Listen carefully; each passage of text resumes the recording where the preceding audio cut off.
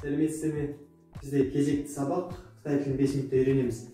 Алдыңғы сабақ біз тағам туралы білуді және қандай тағамдар бар екенін үйренген болсақ, біз бүгін сол тағамнан бөлек сусындар туралы үйренеміз және ішу, шөлдеу туралы үйренеміз. Бүгінгі бізде бірінші сөз «О яо хе». Менің бір нәрсе ішкім келеді. Мына жерге біздің сусынымыздың атын қоямыз, қазір үйренеміз. Менің ішкім келеді дегеннің сұрағы «Не яо хе шама?» Не ішкім келеді? Не яо хе шама? Хе деген ішу, яо деген керек, қажет деген сөз. Сонда сен не ішкім қажет деген тіке аударуға болмайды. Сенің не ішкім келеді, немесе не ішесің? О яо хе инляо.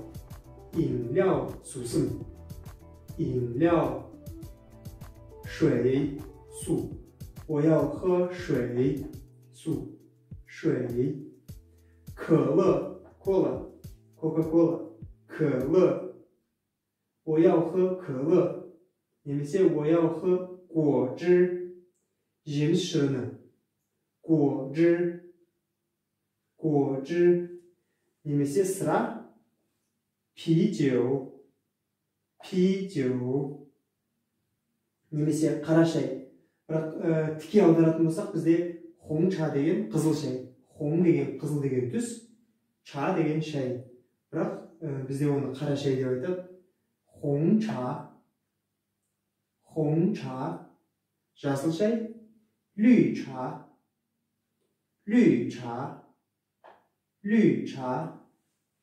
немесе хайши. Сұрақ кезінде хайшыны қоямыз. 你要喝饮料还是奶茶? 奶茶деген сүт, шай. Най деген сүт, ча деген шай. 奶茶. Сонда біздің сұрақ 你要喝饮料还是奶茶? 咖啡, кофе. 咖啡. немесе жеміс шайы. 果茶 әртүрлі жеміс шайлар болады, немесе былай айтсаңыз да болады, біз жемістің аттарын үйрендік. Пинго ча, алма шайы, немесе лимон ча, лимон шайы. Го ча, жеміс шай. Және осы шайлардың мөлшерін білу үшін бізде бір бөтелке, бір шыны, бір кесе, бір пиала деген сияқты болады. Сонда бір бөтелке деген ипин, бір бөтелке. Немесе бір шыны. ипэй найча, бір шыны сүт шай. иху найча, яғни бір шаугым сүт шай. иху найча, бір шаугым сүт шай. Сүт шайдың ыстығын ішесіз бе, әлде салқын ішесіз бе?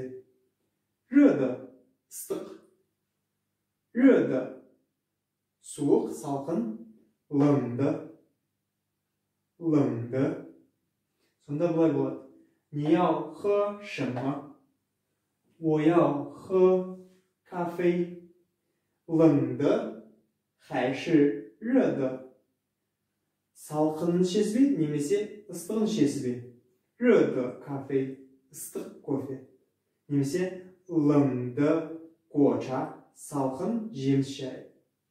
Дәл сол сияқты. Тағы да бір рет мысал келтірейік. 你要喝什么? 我要喝啤酒.